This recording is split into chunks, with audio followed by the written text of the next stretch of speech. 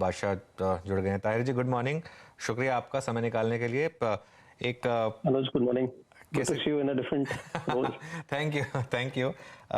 Role तो वही है, बस थोड़ा भाषा का फर्क है तो ठीक है, चलिए। चलिए, लेकिन कोशिश वही रहेगी कि रिटेल को और जो हम जानकारी देने की कोशिश करते हैं वो कंटिन्यू करें। तो ताहिर जी, एक रिटेल ने बहुत पैसा बनाया है इस मार्केट में और क्लियरली एक ज़बरदस्त इंडियन मार्केट ने आउट परफॉर्म भी किया है।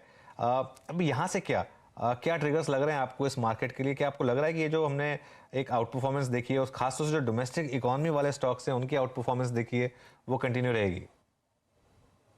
अनुज, मुझे लगता है, और जैसे मैं आप शायद पहले भी ये कह चुका हूँ कि मतलब जो अभी यहाँ पे लेवल है और जो हमने अर्निंग्स की ट्रेजेक्टरी देखी है पिछले 6-8 क्वार्टर में, तो लॉकडाउन के बाद हमने कंसिस्टेंटली 6 क्वार्टर के लिए 6 क्वार्टर तक अर्निंग्स की अपग्रेड साइकिल देखी थी। और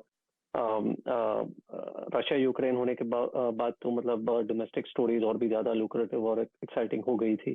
बट अभी एक समय आया है पिछले 2 क्वार्टर में जहाँ पे अर्निंग्स की जो एक्सपेक्टेशन है या एस्टिमेट्स है वो अभी बढ़ना बंद हुई। मतलब we are basically levelling out as far as earnings upgrade are concerned. And as you rightly said कि Indian markets have done very well. मतलब हमारा एक बहुत अच्छा खासा आउट परफॉर्मेंस रहा है पिछले तकरीबन 12 महीने में। और नाउ इट एक तरीके से और आउट परफॉर्मेंस के लिए आर्ग्यू करना थोड़ा मुश्किल हो रहा है, क्योंकि जैसे मैंने कहा कि अर्निंग्स की जो अपग्रेड साइकिल है वो करीब करीब थोड़ी हॉल्ट होती हुई दिखाई दे रही है।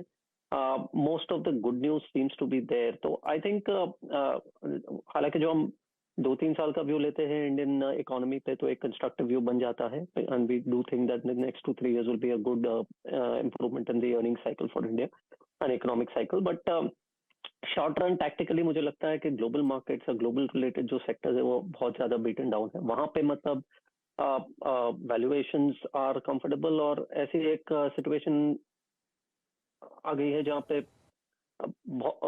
लगभग करीब करीब जो भी नेगेटिव न्यूज हो सकता है वो मार्केट ने फैक्टर कर लिया है, whereas India on the other side has more or less factored most of the positive news. तो I think from a more tactical recovery मुझे लगता है कि global markets can probably do a catch up.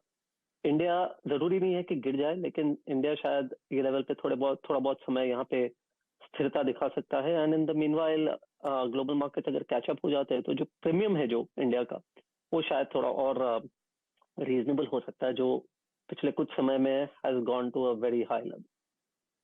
Okay, तो ताहिर जी, एक portfolio approach क्या होगी? पिछले 6 महीने में क्लियर एक व्यू रहा है कि आईटी में ज़बरदस्त सेलिंग हुई है, और बैंकों में, खासतौर से पीएसयू बैंकों में तो ज़बरदस्त एक तरीके से एक उबाल आया हुआ है वहाँ पर।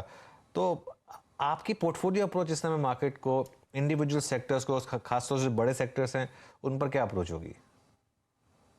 बैलेंस करने का प्रोसेस रहा है। और उसमें हम बेसिकली ये इस साल की शुरुआत से हमने मतलब ये पोजीशन बना के रखी थी कि डोमेस्टिक इंडिया सेंट्रिक जो सेक्टर्स है वो शायद will stand out relatively better compare to global sectors. And करीब करीब ऐसे ही मार्केट का मतलब रुझान रहा है पिछले 6-8 महीनों में। और अब एक ऐसा लेवल आया, जैसे मैंने कहा कि मतलब अगर हम देखें तो ग्लोबल सेक्टर्स बहुत ही ज्यादा एक वैल्यू जोन में आते हुए दिख रहे हैं। अपने टेक, आईटी और आईटी सर्विसेज की का मेंशन किया, वो क्लियरली एक सेक्टर हो जाता है। Commodities also at one level, मुझे लगता है अनुज जी की beyond a point I don't think commodity prices will fall significantly from here. और कमोडिटी स्टॉक्स में भी एक अच्छा खासा करेक्शन आ गया है, और कुछ कंपनीज में वैल्यूएशंस भी एक लेवल से कमोडिटी वैल्यूएशंस के हिसाब से अट्रैक्टिव हो गए हैं। So I think tactically we are now at a stage जहां हम इंक्रीमेंटली, हालांकि डोमेस्टिक सेक्टर्स में फिर भी अर्निंग्स मोमेंटम स्ट्रांग है तो हम उस पर हमारा व्यू बनाए रखे हैं। लेकिन incremental dollars, incremental rupees are being spent more on, I would like to spend more on some of the value opportunities जो ग्लोबल सेक्टर्स में आजकल इमर्ज हो रही है। तो टेक्नोलॉजी, कमोडिटीज, कुछ हद तक even bottom up pharma opportunities are looking attractive, specially if you take a 12 to 18 months call. Okay, pharma में अपॉर्चुनिटीज़ अगर 12 से 18 महीने की अगर आप देखें, आपका नज़रिया है तो अच्छा ताहिर जी, आप यकीन मानिए आजकल जब हम स्क्रीन पे बैठते हैं, हमारे डिस्कशन का, हमारे ट्रेडिंग की डिस्कशन का अधिकतर भाग जो है वो बैंक्स ले जाते हैं, और इनफैक्ट उसमें भी एक धड़ा पीएसयू बैंक्स। जी, आपने कब पीएसयू बैंक्स लिए थे, या फिर इस अर्निंग सीजन को देखने के बाद आपका पीएसयू बैंक्स पे व्यू क्या है? इनफैक्ट मैं कुछ देर पहले जब निफ्टी पीएसयू बैंक देख रहा था, तो मैं देख रहा था कि जनाब जून 2022 से लेकर मतलब पिछले 6 महीने में ये 2500 का इंडेक्स 4,500 हो गया। बट अक्टूबर 2020 से 1200 का ये इंडेक्स अब 4000 पे खड़ा है।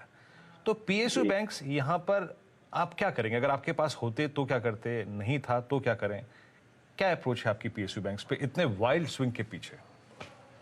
तो वीरेंद्र जी, हमने मतलब बैंक्स पे तो हमने करीब करीब अपना पॉजिटिव व्यू एक तरीके से ऑलमोस्ट 2020 के एंड के से हमने रखा है, और 2021 में हालांकि बैंकिंग सेक्टर ने डिलीवर नहीं किया, और 2021 में हम बैंक्स की तरफ और भी ज्यादा ऑप्टिमिस्टिक होने लगे। तो तब एटलीस्ट उस समय ऐसा माहौल था कि हमें लग रहा था कि एटलीस्ट जो top tier public sector banks है उनमें भी एक तरीके की इन्वेस्टमेंट अपॉर्चुनिटी सामने आ रही थी, क्योंकि after a very long period of time उनकी बैलेंस शीट्स बहुत ज्यादा स्टेबल हो गई थी। और सबसे बड़ी बात यह थी कि after a long gap government of India को भी actually in public sector banks में कुछ फंड इन्फ्यूजन करने की जरूरत नहीं पड़ी।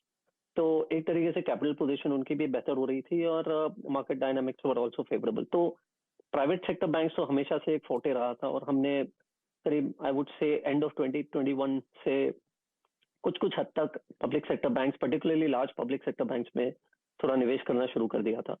2022 में जैसे जैसे और एविडेंस आने लगा, specially with regard to credit growth improving, जो एक मिसिंग लिंक था बैंकिंग सेक्टर के लिए, तो हमने हमारी जो कवरेज थी और हमारा जो पोजीशनिंग था for even public sector banks, उसको और थोड़ा बढ़ाया।